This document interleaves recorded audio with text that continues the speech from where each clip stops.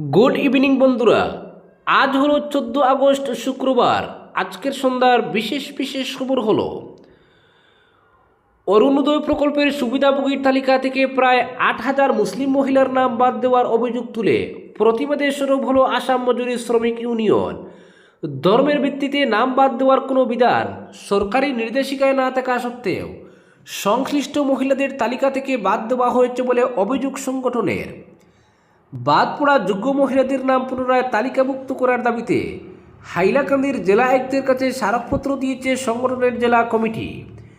আসাম মজুরি শ্রমিক ইউনিয়নের হাইলাকান্দি জেলা কমিটির পক্ষ থেকে জেলা আয়ুক্তের কাছে দেওয়া স্মারকপত্রে অরুণোদয় প্রকল্পের উদ্দেশ্য ও সুবিধাভোগী নির্বাচনের মাপকাঠি তুলে ধরা হয়। সংগঠনের দাবি, রাজ্যের মহিলাদের আর্থিকভাবে স্বনির্ভর করে তোলার লক্ষ্যে চালু হওয়া এই প্রকল্পটি 2020-21 সালের বাজেট বক্তৃতায় ঘোষণা করা হয়েছিল।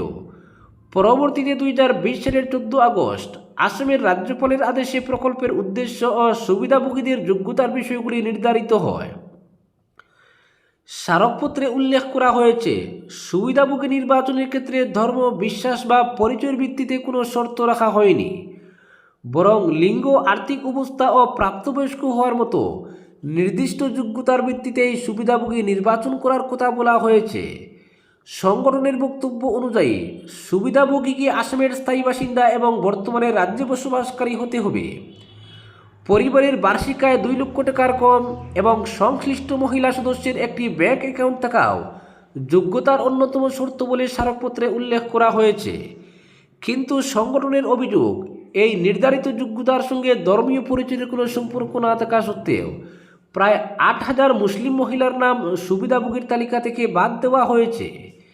স্মারকপত্রে দাবি করা হয়েছে, নাম বাদ দেওয়ার ক্ষেত্রে কোনো যথাযথ কারণ কিংবা আইনি বিধানের উল্লেখ করা হয়নি।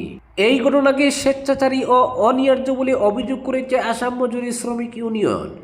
সংগঠনের বক্তব্য, প্রশাসনের পক্ষ থেকে নাম বাদ দেওয়ার ক্ষেত্রে কোনো নির্দিষ্ট বিধান বা নিয়ম প্রয়োগ করা হয়ে থাকলে তা স্পষ্ট করা প্রয়োজন। অন্যথায় পুরো বিষয়টি পুনর্বিবেচনা করে তালিকা সংশোধনের দাবি জানিয়েছেন তারা। স্মারকপত্রে আরও অভিযোগ করা হয়েছে, এই ধরনের পদক্ষেপের ফলে আর্থিকভাবে দুর্বল মানুষের পাশাপাশি সংখ্যালঘু সম্প্রদায়ের দরিদ্র মহিলারাও ক্ষতিগ্রস্ত হচ্ছেন। সংগঠনের মতে, অরুণোদয় প্রকল্পের মূল উদ্দেশ্য যাতে কোনোভাবেই ব্যাহত না হয়, সেজন্য সুবিধাভোগীর তালিকা পুনরায় যাচাই করা প্রয়োজন। জেলা আয়ুক্তের কাছে দেওয়া স্মারকপত্রে সংগঠনটি বাদ পড়া সমস্ত যোগ্য ও দরিদ্র সংখ্যালঘু মহিলার নাম পুনরায় সুবিধাভোগীর তালিকায় অন্তর্ভুক্ত করার পাশাপাশি বিষয়টি অবিলম্বে তদন্ত করে প্রয়োজনীয় পদক্ষেপ গ্রহণের দাবি জানিয়েছে। পরবর্তী খবর, পণ্যবাহী লরিতে ঝুঁকি নিয়ে যাতায়াত, খুব পাতারকান্দির চা শ্রমিকদের।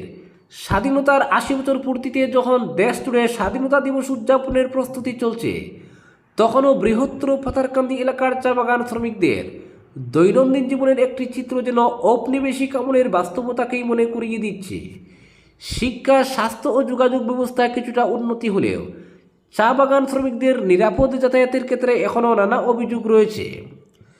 পাথারকান্দি এলাকার বিভিন্ন চা বাগানের শ্রমিকদের এক স্থান থেকে অন্য স্থানে নিয়ে যাওয়ার জন্য যাত্রীবাহী বাস বা অনুমোদিত শ্রমিক পরিবহনের পরিবর্তে পণ্য পরিবহনের কাজে ব্যবহৃত মালবাহী লরি ব্যবহার করা হচ্ছে। অনেক ক্ষেত্রে এসব লরিতে পর্যাপ্ত নিরাপত্তা ব্যবস্থা নেই এবং শ্রমিকদের গাদাগাদি করে বহন করা হয়। বৃষ্টি, রোদ কিংবা ঝড়, প্রতিকূল আবহাওয়ার মধ্যেই খোলা লরিতে শ্রমিকদের যাতায়াত করতে হচ্ছে বলে অভিযোগ।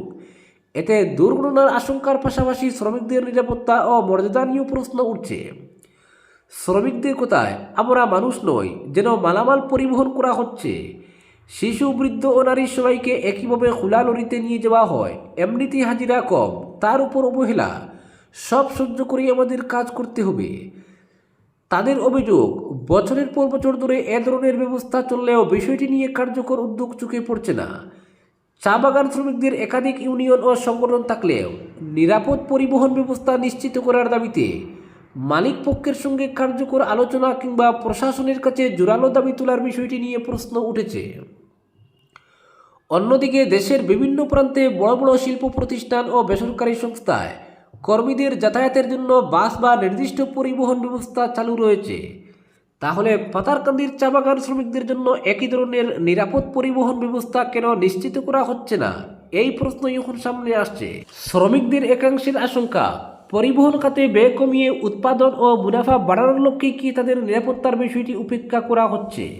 যদিও এই অভিযোগের বিষয়ে সংশ্লিষ্ট বাগান মালিক পক্ষের বক্তব্য জানা যায়নি। পরবর্তী খবর, তৈরি হচ্ছে ট্রাফিক রোডম্যাপও, 7 সেগমেন্টে ফ্লাইওভারের নির্মাণ কাজ। শিলচর ফ্লাইওভারের নির্মাণ কাজ শুরু হবে হাইলাকান্দি রোডের super stop commercial building point থেকে। সুপার স্টপ বিল্ডিং থেকে শুরু করে রাঙ্গিরখাড়ি নেতাজি মূর্তি পর্যন্ত প্রায় 600 মিটার জায়গার রাস্তা চওড়া থাকায় ওই অংশে জমি অধিগ্রহণের প্রয়োজন পড়েনি। ফলে ওই অংশ থেকেই কাজ শুরু করার পরিকল্পনা নিয়েছে পূর্ত বিভাগ সহ কাছাড় জেলা প্রশাসন। ফ্লাইওভার নির্মাণ নিয়ে 10 আগস্ট সোমবার ডিসির কনফারেন্স হলে আয়োজিত বৈঠকে এই সিদ্ধান্তই নেওয়া হয়েছে। বৈঠকে ফ্লাইওভারের প্রাথমিক পর্যায়ের নির্মাণ কাজ শুরু করা, ইউটিলিটি শিফটিং এবং জমি অধিগ্রহণ গুরুত্বপূর্ণ এই 3টি বিষয় নিয়ে আলোচনা হয়েছে।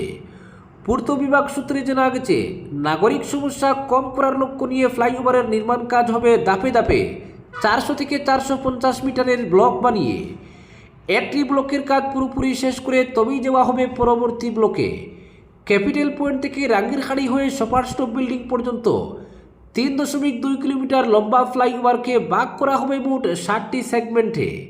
ফ্লাইওভার নির্মাণের জন্য ওই দিন কাছাড়ের জেলা শাসক রাহুল কুমার গুপ্তার পৌরোহিত্যে এবং পূর্ত বিভাগের এক্সিকিউটিভ ইঞ্জিনিয়ার অনিরুদ্ধ নাগের পরিচালনায় বৈঠকে পুলিশ ও ট্রাফিক বিভাগের আধিকারিক এবং শিলচর পুর নিগমের কমিশনার উপস্থিত ছিলেন। বৈঠকে আলোচনা হয়েছে হাইলাকান্দি রোডে সুপার স্টপ বিল্ডিংয়ের সামনে থেকে যখন কাজ শুরু হবে তখন মেডিকেলের দিক থেকে আসা গাড়িগুলি ন্যাশনাল হাইওয়ে দিয়ে বের করা হবে। বিশেষ করে যে গাড়িগুলি শ্রীভূমি হাইলাকান্দির দিকে যাবে গাড়িগুলিকে ব্যবহার করতে দেওয়া হবে চিরুকান্দি আশ্রম রোড এবং চাঁদবাড়ি রোডের রাস্তা। একই সঙ্গে এই রুট ধরে গাড়ি যেতে পারবে শহরের তারাপুর সহ দেবদূতের দিকে। দ্বিতীয়ত, যে গাড়িগুলি শিলচর শহরের দিকে ঢুকতে চাইবে সেইগুলিকে প্রথম ও দ্বিতীয় লিঙ্ক রুট দিয়ে পাঠানোর ব্যবস্থা করা হবে। গাড়িগুলি লিঙ্ক রুট দিয়ে বেরিয়ে সোনাই রুট হয়ে রাঙ্গিরখাড়ি রোটারি ঘুরে এগিয়ে যাবে। শিব কলোনির দিক থেকে আসা গাড়ি, বাইক, স্কুটি যেতে দেওয়া হবে হাসপাতাল রোডের উপর দিয়ে। এদিকে যে গাড়িগুলি সদরঘাট কিংবা দেবদূত হয়ে এসে মেডিকেলের দিকে এবং আইজল রোড দিয়ে যেতে চাইবে সেই গাড়িগুলিকে জানিগঞ্জ, চামড়াগুদাম রোড, বিলপার ইত্যাদি রাস্তা দিয়ে পার করানো হবে। ব্যবহার করতে দেওয়া হবে বাগরি সেতুর রাস্তাও। নির্মাণ কাজ যখন রাঙ্গিরখাড়ি পয়েন্ট পর্যন্ত এগিয়ে আসবে তখন আইজল এবং কাছাড়ের দোলাই ও সুরাইয়ের দিক থেকে আসা গাড়ি পেশকারের জঙ্গাল হয়ে বরাকপাড়া রোড দিয়ে বের করা হবে। আর শহরের গাড়ি সুনাই রোড, গোপাল আখড়া রোড দিয়ে পার করিয়ে বিলপার, রাধামাধব রোড দিয়ে পাঠানো হবে। এভাবেই ধাপে ধাপে এগোবে কাজ। বৈঠকে আলোচনা হয়েছে, যখন যে ব্লকে নির্মাণ কাজ হবে তখন এর সামনে ও পেছনের সব অলিগলি ব্যবহার করে শহরের বাকি অংশের সঙ্গে উভয় দিকেই যোগাযোগ সুযোগ করে দেওয়া হবে। আর যে অংশের কাজ পুরোপুরি শেষ হয়ে যাবে সেই অংশের বন্ধ থাকা রাস্তাগুলি তখন খুলে দেওয়া হবে। এক একটি ব্লকে যখন নির্মাণ কাজ চলবে তখন মোতায়েন থাকবে পুলিশ ও ট্রাফিক বিভাগের কর্মী। এর জন্য পৃথক ট্রাফিক রুট ম্যাপ বানানো হবে। নির্মাণ কাজ বেশিরভাগ ক্ষেত্রেই রাতে করা হবে, তবে দিনের বেলা কাজ না থাকলেও ট্রাফিক পুলিশ রাস্তায় থেকে যান নিয়ন্ত্রণ করবেন। ফ্লাইওভারের 2টি অংশের মধ্যে যে বড় অংশ সিঙ্গল পিলারে হবে সেই জায়গাগুলিতে একটি থেকে আরেকটি পিলারের দূরত্ব থাকবে 35 মিটার করে।